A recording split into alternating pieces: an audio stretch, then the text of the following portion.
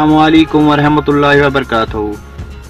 Actually ये मेरा video upload करने का ये मतलब है कि मैं रियाज अहमद नाइको साहब से ये बताना चाहता हूँ कि आपने जो एसपीओ लोगों को ये जॉब छोड़ने के लिए कहा है, मेरे हिसाब से ये मतलब सरासर नाइंसाफ़ी है उनके लिए, मतलब बहुत नाइंसाफ़ी है। हालांकि जो उनमें से सभी एसपीओ लोग ऐसे हैं कि जो इतने गरीब है, अपने उन 6000 पैसों से अपने बीवी बच्चे घर पालते हैं। आप, मुझे नहीं लगता आप ही बोले रियाज साहब, आप ये सही कर रहे हैं, किसी का घर उजाड़ रहे हैं। हाँ, हम मानते हैं, हम आज़ादी के साथ है, सभी आज़ादी के साथ है, लेकिन रास्ता अच्छा चुनना है। ये नहीं रास्ता चुनना है। आपने पिछली बार 3 हमारे नौजवानों का कत्ल किया है, क्यों किया है, किस वजह पर, उनकी गलती क्या थी?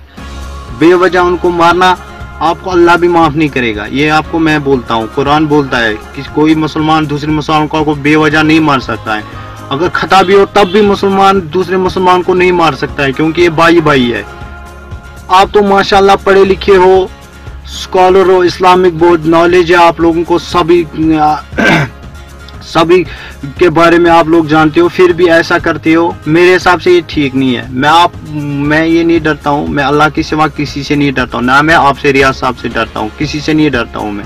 हाँ, मैं आपको ये बात पूछाना चाहता हूँ सोशल मीडिया के थ्रू। अगर आप सुनना चाहते हो तो आप सुन सकते हो ये बात।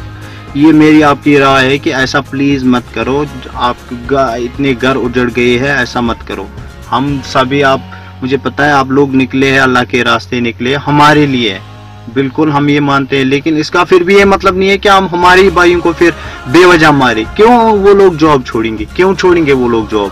हाँ, वो लोग अच्छे रास्ते हैं, अपना कमाई करते हैं, अपना घर पालते हैं। हाँ, आप लोगों को जिनको मारना है, जो मुखबिर लोग है, क्या है क्या नहीं, आप उन लोगों के साथ क्या करना है, जो करना है उनके साथ कीजिए, लेकिन बेवजह उन लोगों को मत मारिए।